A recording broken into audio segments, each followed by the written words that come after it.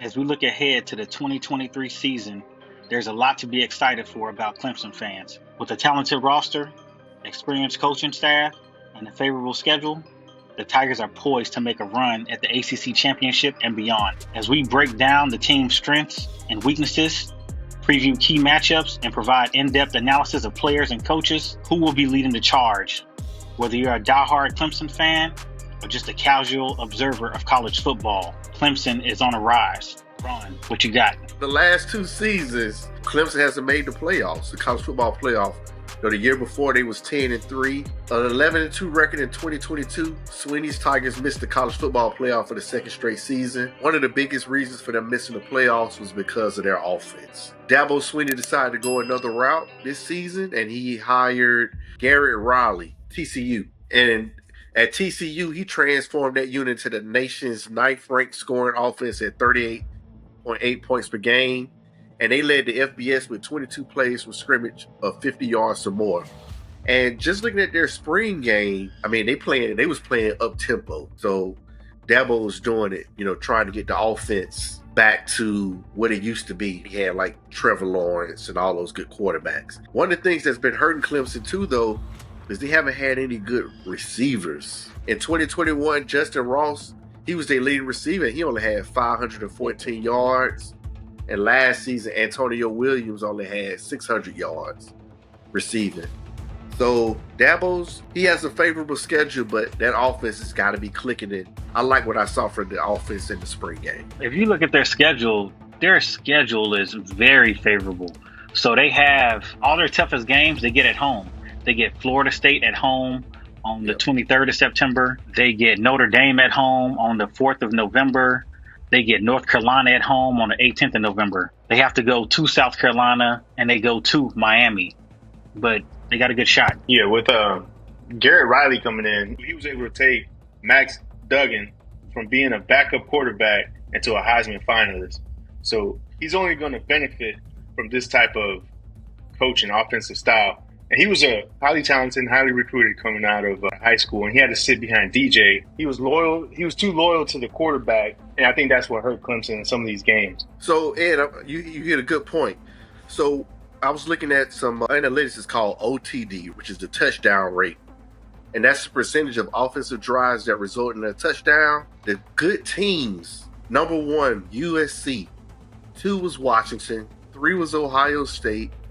4 was Oregon, 5 was Tennessee. Right now you got Georgia, UCLA, Bama, FSU, and Utah. Those were the top 10 teams in this OTD rate. Clemson was 60th. And then in 2021, they were 106. And that just goes back to what you were saying. I think he was too loyal to DJ. Switched him out earlier because the offenses were always stagnant.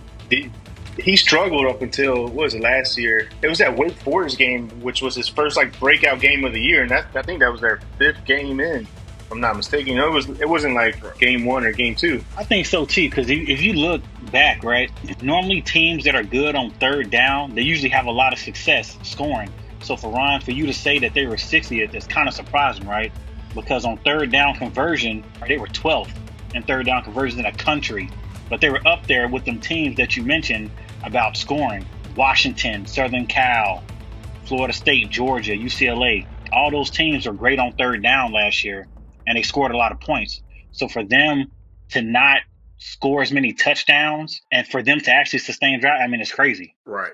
Garrett Riley is an air raid guy. And, I'm just curious to see what he's going to bring to that offense because, they got a great running back, man, in Will Shipley. He gained 1,000 yards last year, and he had 15 total touchdowns. And he's a playmaker. He was out for the spring game. I mean, he got some weapons, to make a dent in the ACC next year. You talked about Will Shipley, man. Will Shipley is a do-it-all running back. He was catching balls out the backfield, right? That was DJ's safety net during the season last year. There had a lot of check downs to him. Even Cade Klubnik, when he started, he did a lot of check downs to him. And, he was successful. But I think with the air raid, Cade is a dual threat quarterback. And he's going to have to, call plays like he did for Max Duggan, some, inside zone runs or quarterback reads options and stuff like that for him to get on the outside or taking balls up the middle. Oh yeah, I mean they relied a lot on their defense last year to get them through some of these games, and I think this year the defense they lost Breezy and Miles Murphy.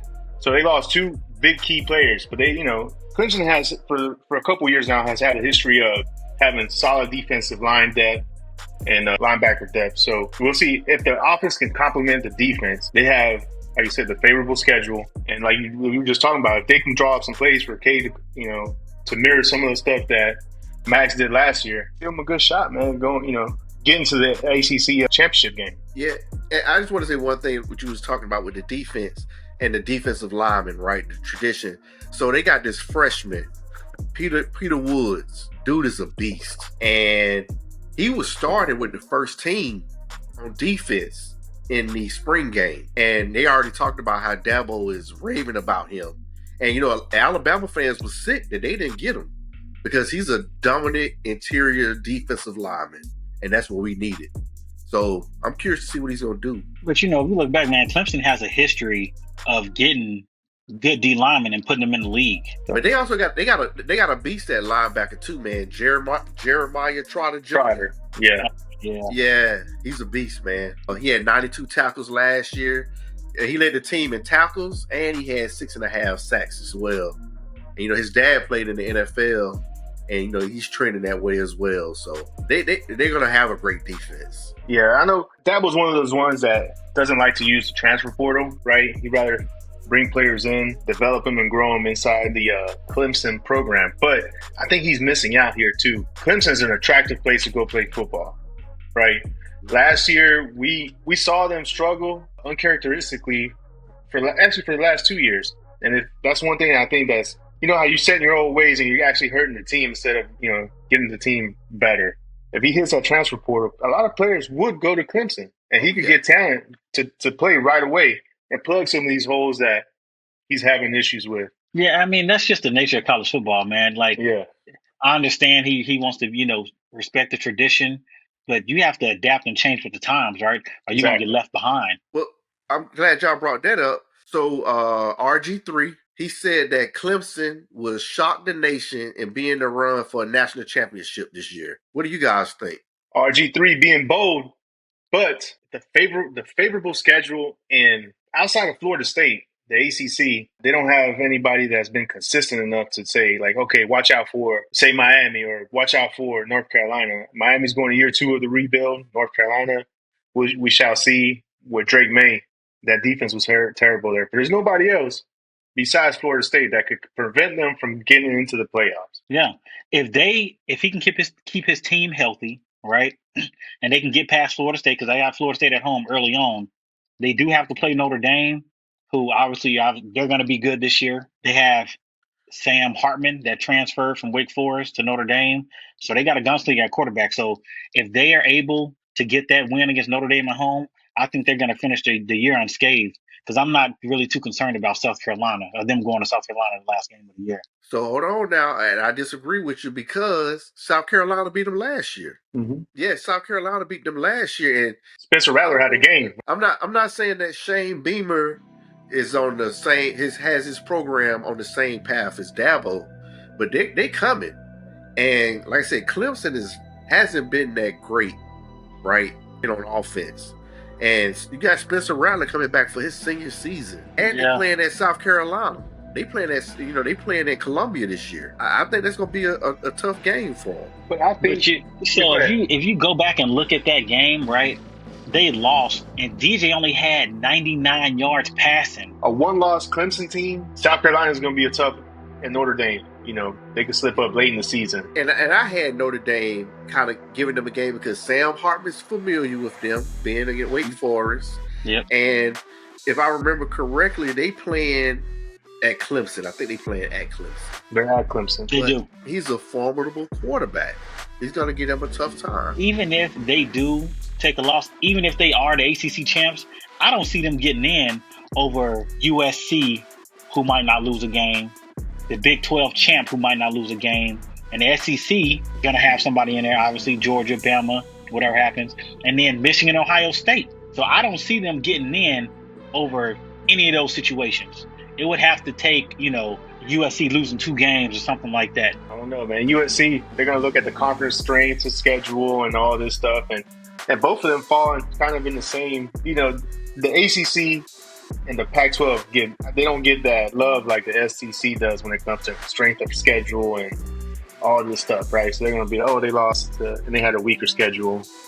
So, I mean, both of those teams are going to have to play, pretty error-free football consistently throughout the year. Yeah, and like I said, Clemson's non-conference schedule is weak. Yeah, their toughest game is their 4th game, and that's Florida State. Yeah, Charleston Southern, and September 23rd is Florida State. Yeah, people sleep on Miami, but it's in Miami. I think that's going to be a good game. I really do. Like I said, if he gets in, he could do some damage in the playoffs. The experienced coach in there, one of the 5 college coaches that's won one, so he just needs to get in there. Guys, well, that does it for this episode of the Unbiased Room. Don't forget to like, subscribe, share it, leave a comment, tell us how we're doing. Take care.